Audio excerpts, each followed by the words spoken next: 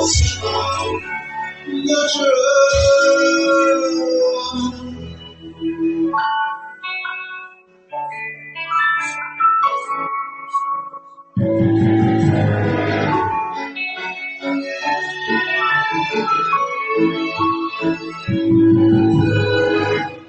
by the names, your favorite, aka Lily Picker. The oceans tremble whenever I show up. He lives in me, he lives in me, he lives in me. So I can climb any mountain, do anything, cause Jesus lives in me. Supernatural, the things I do. Divinity, so welcome me. Shalom, shalom, bien-aimé, shalom à toi, mon frère, ma sœur, chers auditeurs et auditrices de cette plateforme, le pain quotidien, que la grâce de Dieu nous soit multipliée avec abondance au nom de Jésus-Christ. C'est pour moi une très grande joie de partager ce temps d'exhortation sur cette plateforme. Et je prie que cette exhortation soit pour nous une très grande bénédiction ce matin au nom de Jésus-Christ. Je suis le pasteur Athanase de l'église Rehoboth de Plateau. Et depuis le début de ce mois, nous traitons notre grand thème, cultiver la présence de Dieu. Et le thème de notre semaine est créer la bonne atmosphère. Le thème sur lequel je parle aujourd'hui, c'est favoriser la paix. Favoriser la paix tiré du livre de Romains, le chapitre 14, le verset 17 qui dit « Car le royaume de Dieu, ce n'est pas le manger et le boire, mais la justice, la paix et la joie par le Saint-Esprit. » Alors, sur la base de ce texte biblique, je prie que Dieu nous accorde sa justice, car personne ne peut plaire à Dieu par sa propre justice, car notre justice est comme un vêtement très sale devant Dieu, et nous avons besoin de la justice de Christ pour plaire à Dieu. Alors que Dieu nous accorde sa justice au nom de Jésus, sa paix et sa joie par le Saint-Esprit de Dieu. Favoriser la paix est quelque chose de très important pour nous, enfants de Dieu. Nous devons être, en tant qu'enfants de Dieu, des ambassadeurs de paix. Nous devons être capables de pouvoir créer une atmosphère de paix partout où nous nous retrouvons en tant qu'enfants de Dieu, dans notre milieu professionnel, à l'église, avec des collègues.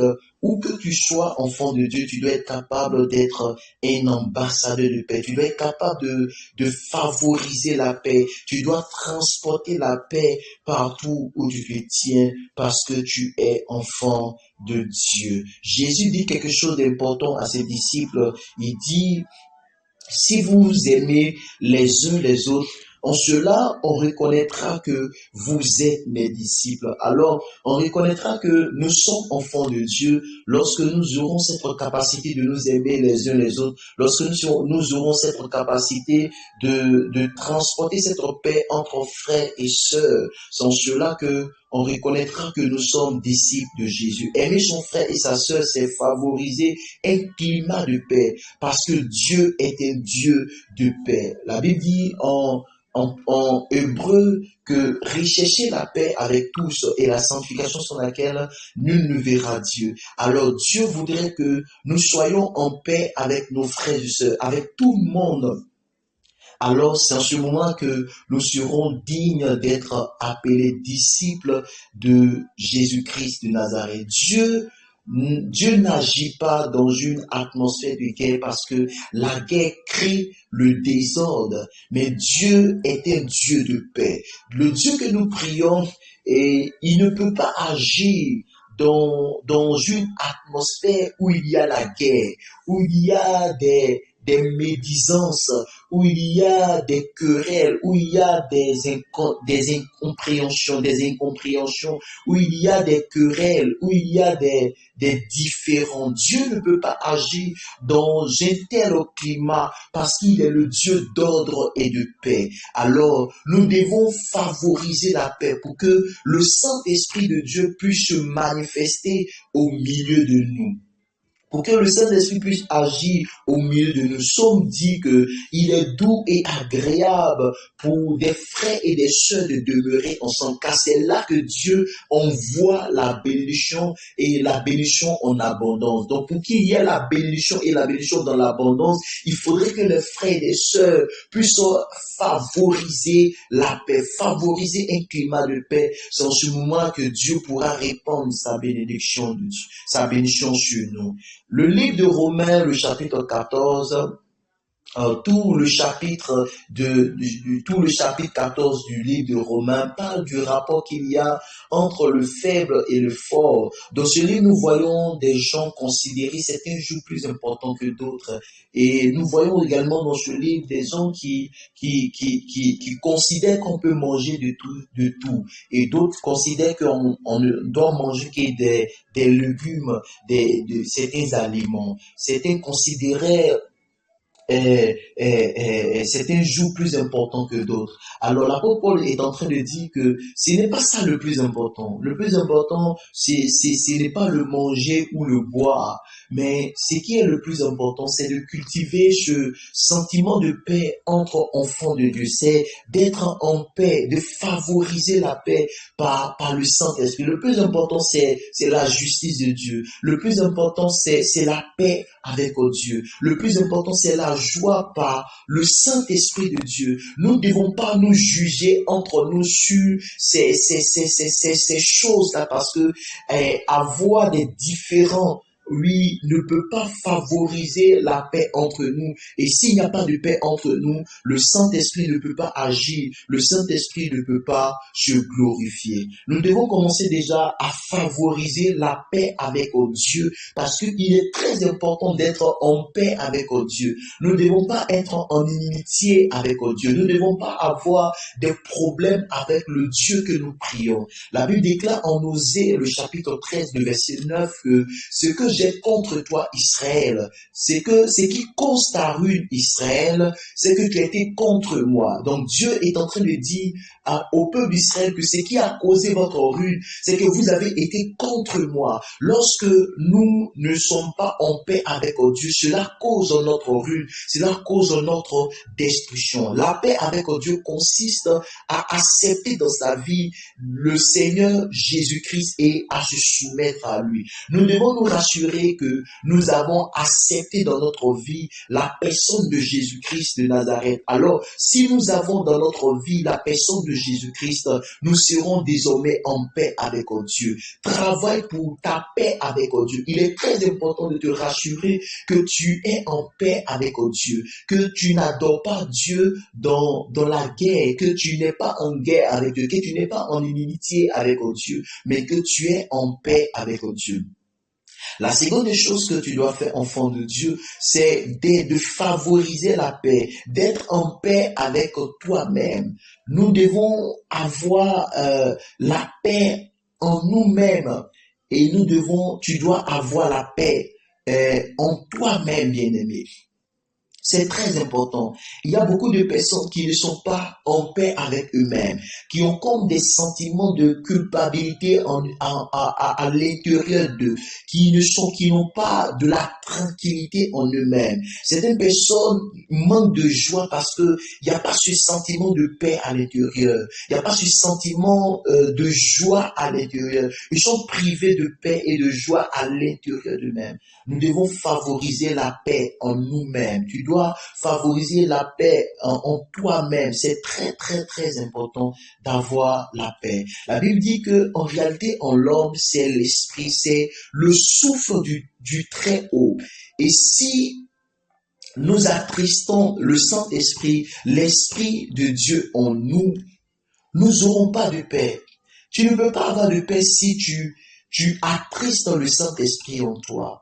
Donc, avoir la paix en soi-même, c'est cultiver la paix avec le Saint-Esprit. Car si le Saint-Esprit est en paix en toi, tu seras également en paix. La troisième chose que je veux dire, c'est favoriser la paix avec les autres. Beaucoup d'enfants de Dieu ne veulent pas être en paix avec les autres.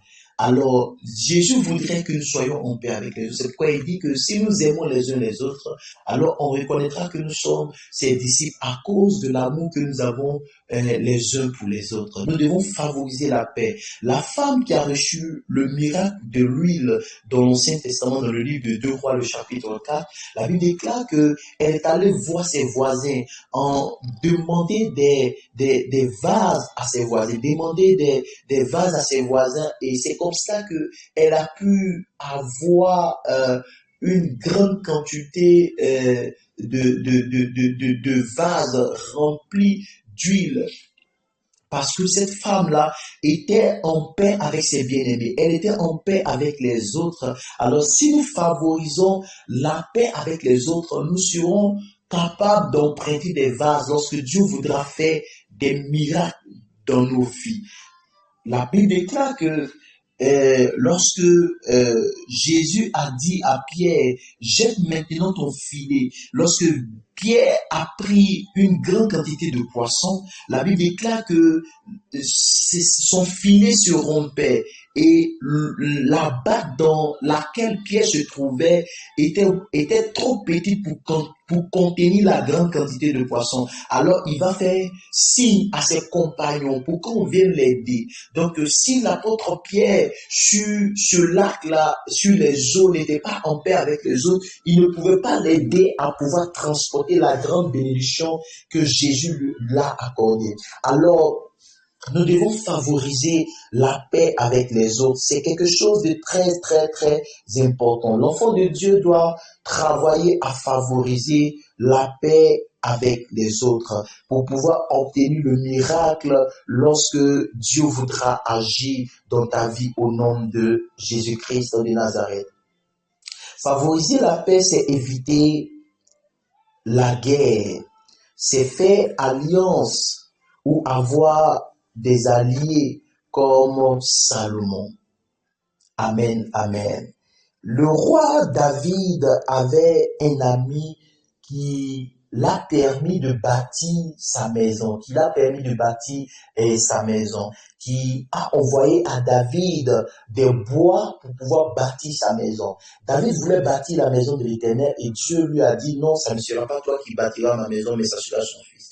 Mais lorsque Salomon vient à régner après David, la Bible déclare que ce même ami de David va envoyer à Salomon des bois afin de pouvoir bâtir la maison de l'Éternel. Parce que Salomon a cultivé la paix avec cet homme. Salomon était en paix avec cet homme. Alors cet homme l'a aidé à pouvoir bâtir la maison de l'Éternel. Si nous sommes en paix avec les autres nous aideront à pouvoir bâtir notre vie. Les autres nous aideront à bâtir notre destinée. Nous avons besoin des autres pour pouvoir bâtir notre vie, pour pouvoir bâtir notre destinée. Et si Salomon, du temps de son règne, n'avait pas favorisé la paix avec l'ami de son père, il n'allait pas pouvoir, malgré que Dieu désirait que ce soit lui qui bâtisse sa maison, Salomon n'allait pas pouvoir bâtir la maison de l'Éternel s'il était en guerre avec la seule personne qui pouvait transporter pour lui de son pays des bois pour l'envoyer à Salomon. Nous avons besoin pour notre destinée de favoriser la paix avec les autres. C'est quelque chose de très très important parce que si nous ne favorisons pas la paix avec les autres, nous ne pourrons pas bâtir notre maison ni la maison de l'Éternel. Alors je prie aujourd'hui que Dieu nous aide dans sa grâce à favoriser la paix avec lui, à favoriser la paix en nous-mêmes et à favoriser la paix avec les autres. Que Dieu nous bénisse, que la grâce de Dieu soit avec nous. Bénédiction.